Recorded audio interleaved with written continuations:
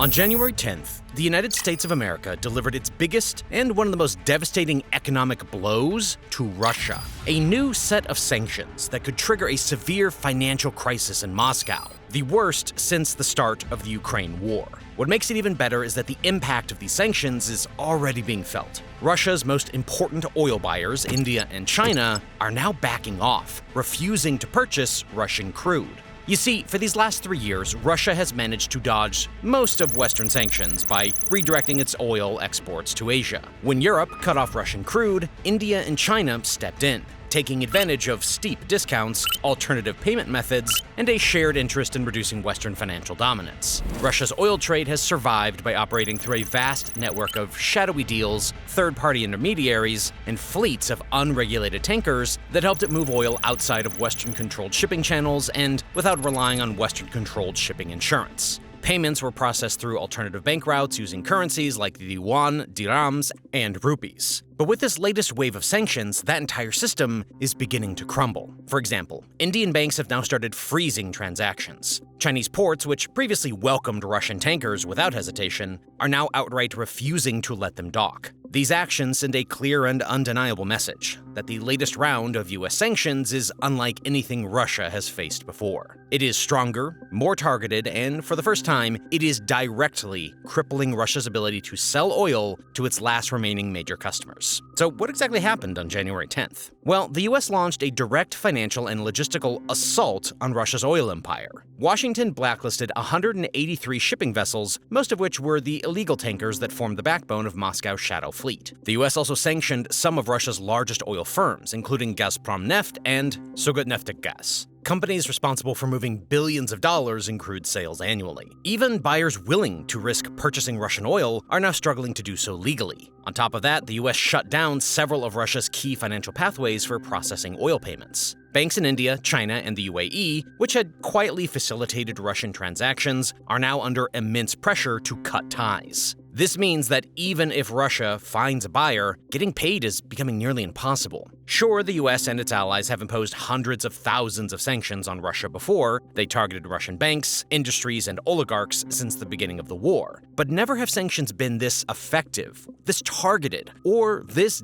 devastating to Russia's core economic lifeline. So in this video, we'll break down exactly how these new sanctions work, who they target, and why they are far more effective than the previous ones. We'll also take a closer look at Russia's shadow fleet, how it has operated up until now, and why it's collapsing. Then we'll go on to blocked payments, why Indian banks are suddenly freezing transactions, and why Chinese refineries are rejecting Russian crude, and what all this means for Moscow's financial stability in the long run. And finally, we'll examine the global impact. Will these sanctions drive oil prices up? Or will Russia be forced to sell at rock-bottom prices just to survive? And of course, we'll also analyze how Putin's government might fight back, what countermeasures, if any, they can take to work around these sanctions. But before we dive in, do us a quick favor and drop a like on this video. It's a small gesture that helps us out tremendously and gets this content out to more people. All right, now let's get into it. When we talk about economic sanctions, it's easy to assume that they're just simple restrictions, a diplomatic slap on the wrist meant to send a message. But the sanctions rolled out on January 10th, 2025 are something entirely different. At the core of these sanctions is the designation of major Russian oil companies on the Specially Designated Nationals, or SDN, list. That term alone sounds pretty bureaucratic, but what it really means is that the biggest players in Russia's oil industry, the lifeblood of the country's economy, are now treated as financial pariahs on the global stage. Their assets are frozen, their transactions blocked, and any business dealing with them risks getting burned. Let's break this down into something more tangible. The SDN list is essentially the financial blacklist managed by the U.S. Office of Foreign Assets Control, the OFAC. Any entity or individual placed on this list is treated as a forbidden entity in global finance. The moment a company lands on the SDN list, its assets in the United States or US-controlled institutions are immediately frozen. That means if they have funds sitting in a US bank,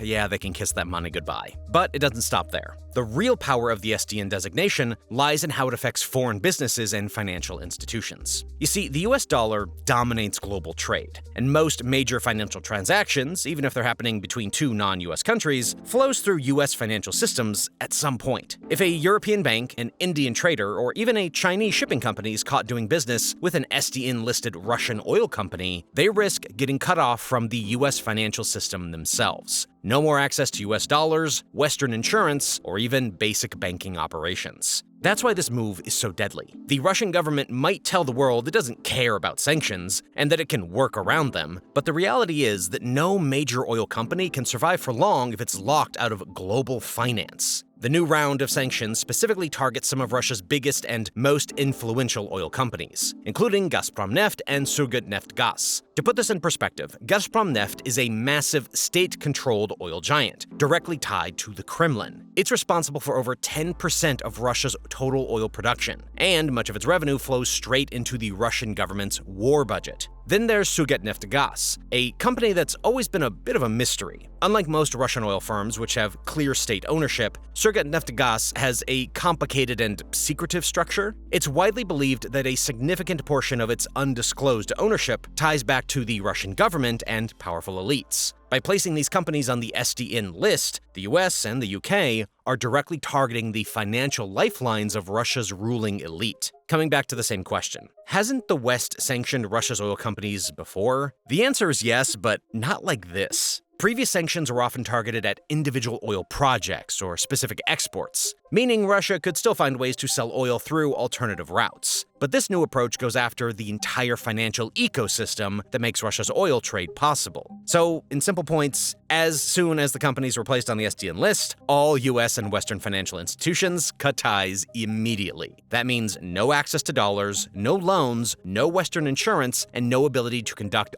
routine transactions. Similarly, even foreign companies working with Gazpromneft face massive risks. If a bank in Singapore or Dubai tries to facilitate a transaction for Gazpromneft, it could itself be sanctioned, making everyone wary of doing business with Russian oil. That's why, for these last few weeks, oil traders have been scrambling to find alternative buyers and payment systems. Even if some countries, like India or China, are still willing to buy Russian oil, Putin now has tiny leverage. So countries can now demand even steeper discounts and impose stricter payment terms. Maybe that's why India has just frozen payments instead of just declining them, but we'll get to that part soon enough. But it's not just the oil companies that are being choked off. The people and businesses that make Russia's oil trade function are also being targeted with these sanctions. The logic is simple. An oil company doesn't work in isolation. It relies on logistic providers, financial intermediaries, insurance firms, traders, and shipping companies. Take oil traders, for example. These are the people who connect Russian oil sellers with buyers in foreign markets. They're the middlemen who negotiate deals, arrange the transport, and handle payments. By sanctioning individual oil traders and brokerage firms,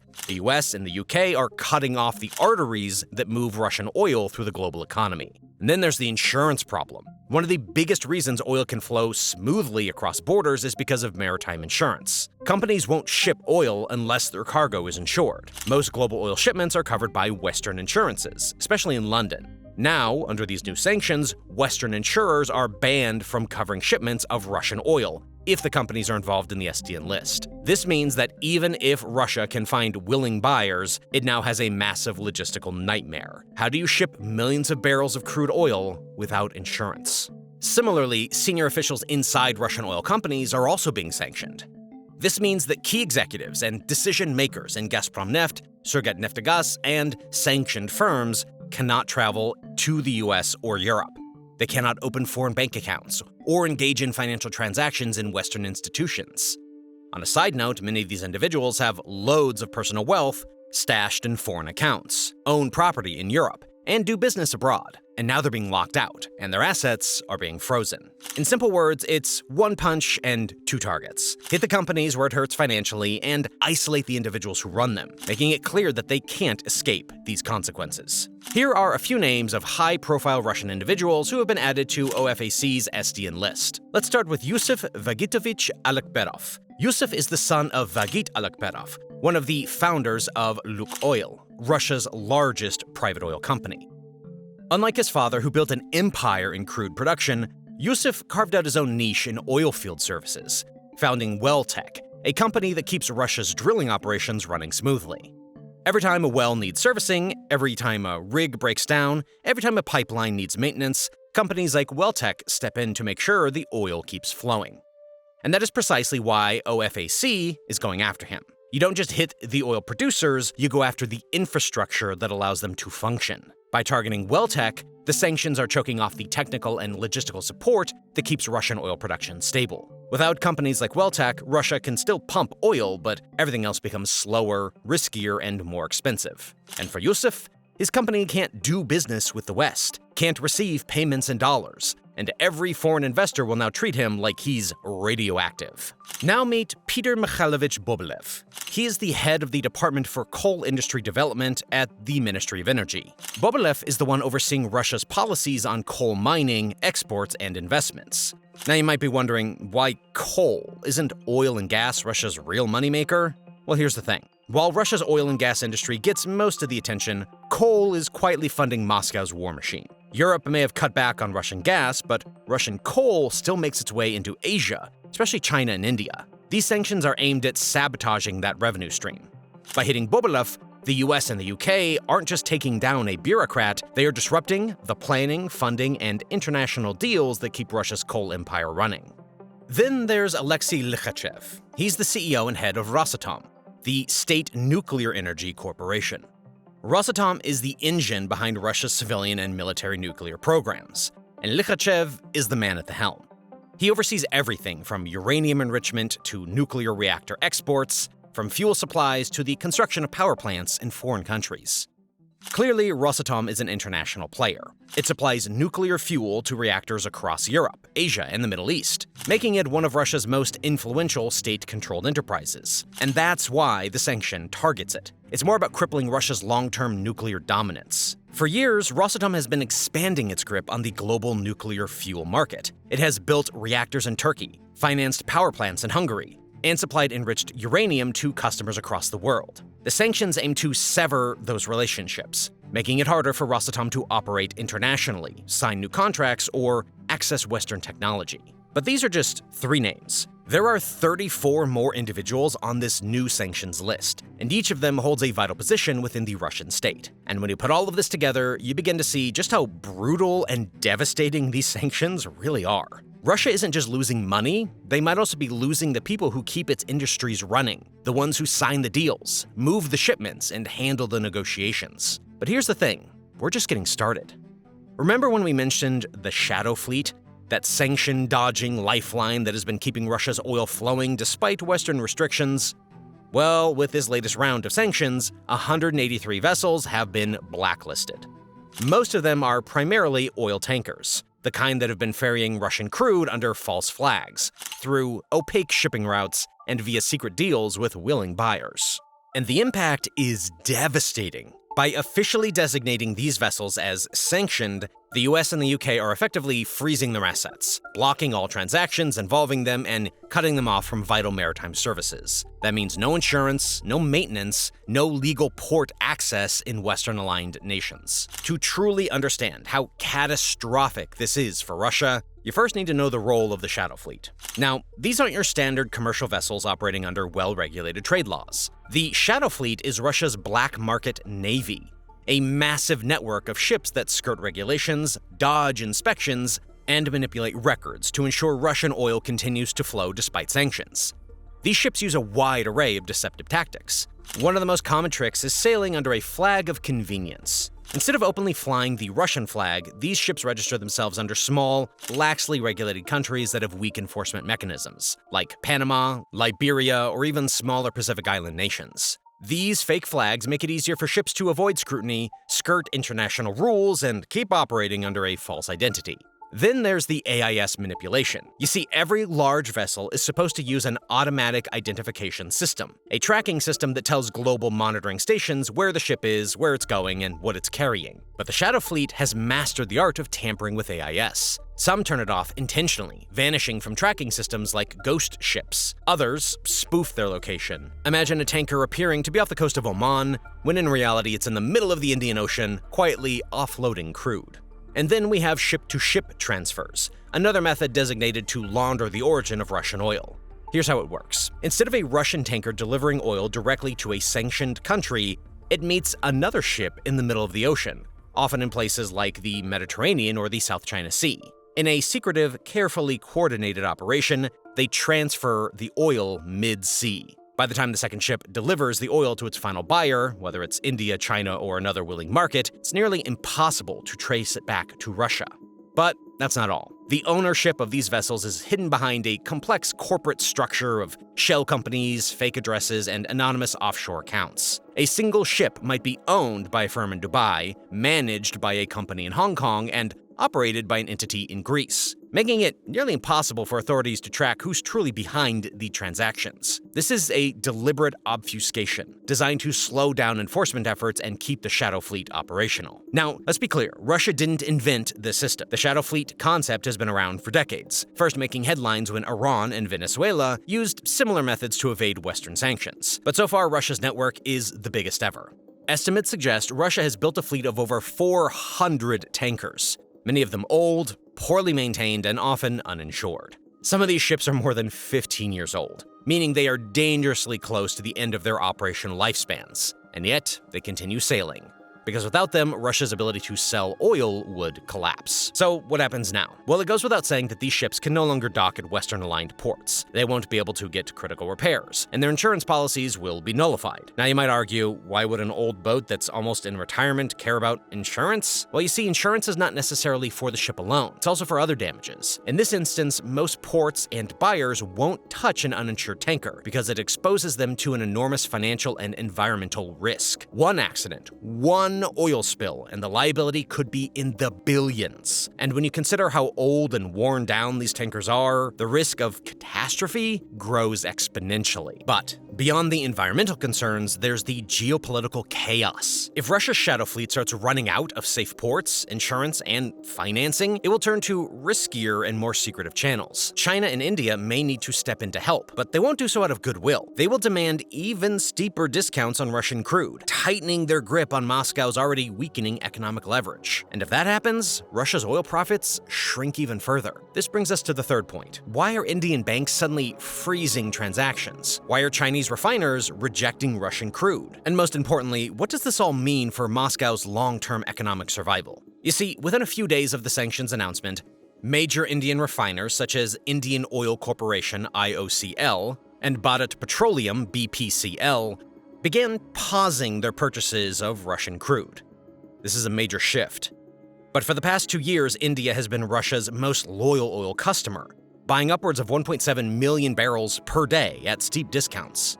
When Russia was slapped with thousands of sanctions, India didn't care and became a key economic partner for Moscow by buying the same oil that Europe refused, and they kept doing this for 3 years straight. For months, India had found creative ways to work around Western sanctions. Indian refiners had paid for Russian crude in alternative currencies, like dirhams, yuan, and even rupees instead of US dollars, allowing them to bypass direct exposure to Western financial systems. But this latest round of sanctions went even further. This time, it wasn't just the oil companies being targeted. The financial institutions that handled these transactions were now in Washington's crosshairs. Any bank, anywhere in the world, that processed payments for sanctioned Russian oil companies could now face penalties, potentially losing access to the global banking system. That was a red line Indian banks weren't willing to cross. And so, Russia's oil trade with India has come to a stop. Transactions are frozen, payments stalled, and shipments delayed. To understand why this is such a massive problem for Russia, we need to take a step back and look at India's role in the global oil trade. As of April of 2024, India has a refining capacity of 256.8 million metric tons per annum, making it the fourth largest oil refiner in the world. This was a deliberate strategy. Over the past decade, India has been expanding its refining infrastructure, not just to meet domestic energy needs, but to become a major player in global petroleum exports. In 2023, India was the fourth largest exporter of middle distillates and the sixth largest exporter of refined petroleum products, shipping out 45.7 million metric tons. In this scenario, it meant that Russia and India were meant for each other. For Russia, India wasn't just a customer, it was the customer. Indian refineries were uniquely positioned to absorb Russia's heavily discounted crude, refine it, and sell the end products to Western markets, creating a lucrative loophole that helped sustain Moscow's oil revenues. But with these new sanctions, the stakes are much higher. The moment Indian banks started fearing secondary sanctions, the entire system collapsed. Without reliable payment processing, Russia can't get its money, and without guaranteed payments, Indian refiners won't risk buying more crude. And then there's China, a country that has been just as aggressive, if not more so, than India in snapping up Russian oil since the start of the war. As the world's largest importer of crude oil, China imported 11.3 million barrels per day in 2023, a staggering 10% increase from the previous year. China has also been massively expanding its refining capacity, looking to dominate the global fuel export market while keeping domestic prices low. By 2023, China's crude oil processing averaged 14.8 million barrels per day, setting an all-time high. In other words, China was fully locked in on buying cheap Russian crude and turning it into high-value fuel exports. But the latest sanctions have thrown a wrench into that system as well. Unlike India, China hasn't outright stopped buying Russian oil, at least not officially. However, what's happening behind the scenes tells a different story. Many Chinese refineries are delaying shipments, rejecting tankers that have been blacklisted, and quietly reducing Russian crude intake. At major ports like Qingdao and Ningbo, Russian oil tankers are now stranded offshore, waiting for clearance while bureaucratic hurdles pile up. Some vessels have been forced to reroute or remain anchored for weeks. This hesitation is significant because just months ago, China was absorbing Russian oil at record-breaking speeds, competing with India to lock in long-term crude contracts. Now, suddenly, that aggressive buying spree has slowed to a crawl. Why? Because China, too, is weighing the risks. While Beijing doesn't fear US sanctions in the same way as India, it doesn't want its financial institutions, insurers, and shipping firms caught in a Western-led crackdown. If China refiners started processing oil from blacklisted Russian tankers, they risk being entangled in larger sanctions disputes. And right now, China's economy is already walking a tightrope, with a real estate sector on the brink of collapse, an industrial slowdown, and weak consumer spending dragging on recovery efforts. The last thing Xi Jinping's government wants is another layer of financial risk tied to its oil supply chain, especially one that could make Beijing look like it is directly financing Moscow's war effort. While China is willing to maintain ties with Russia, it is not willing to sabotage its own financial credibility in the process. So the bottom line is that both India and China are stepping back. And that is where Russia's real nightmare begins. Moscow did not anticipate this level of hesitation from its two biggest oil customers. Collectively, India and China account for a massive portion of Russia's crude oil exports. In 2024, India alone imported an average of 1.7 million barrels per day from Russia, making Moscow its largest oil supplier. To put that into perspective, Russian crude accounted for roughly 36% of India's total oil imports. That is an enormous market share that Moscow cannot afford to lose without severe economic consequences. Similarly, China imported a record 108.5 million metric tons of Russian crude in the same year, making up nearly 1/5 of its total oil imports. So if both India and China continue pulling back, Russia's energy dominance crumbles. Unfortunately, these new sanctions not only affected Russia, but also the entire global energy market. Countries that have been heavily dependent on Russian oil, including India, China, Turkey, Brazil, Singapore, Japan, and South Korea, are now scrambling for alternatives. And that scramble has consequences. With fewer suppliers capable of filling the gap left by Russian crude, the result is increased competition for Middle Eastern oil, high transport costs, and a greater price volatility in energy markets. If countries pivot back to traditional suppliers like Saudi Arabia, the UAE, or even US shale producers, the results could be higher prices across the board, putting additional strain on nations already battling inflation. This shift has already begun to show its first wave of economic impact. In the immediate aftermath of the sanctions, global oil prices experienced a notable surge, climbing to $83 to $84 per barrel. Markets, already jittery from concerns over supply shortages, reacted swiftly to the new restrictions on Russian crude exports. Analysts, however, predict that this surge may be temporary, with expectations that prices will stabilize in the $75 to $80 range once the market fully adjusts to the new trading dynamics. For now, the US government made its position clear.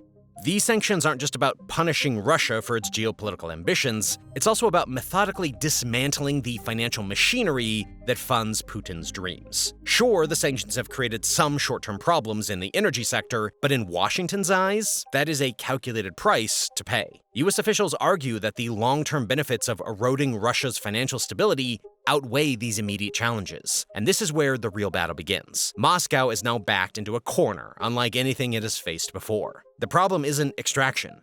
Russia can pump as much crude as it wants.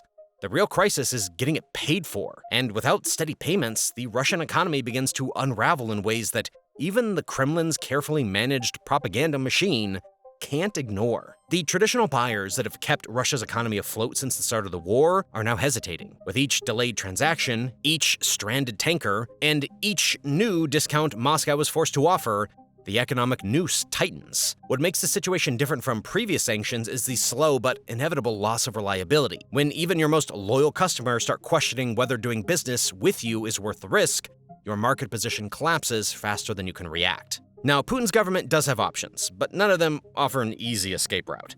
Every possible move comes with a serious downside, and with each passing week, those options become riskier and more desperate. At this point, Moscow is staring down three choices: bad, worse, and catastrophic. The quickest way to fix Russia's oil crisis would be to slash prices even further, making Russian crude so absurdly cheap that buyers simply cannot ignore it. If Russia offers even steeper discounts, it might lure back reluctant customers, essentially forcing buyers to prioritize profits over politics. But this would come at a massive cost. Russian crude is already trading well below global benchmarks.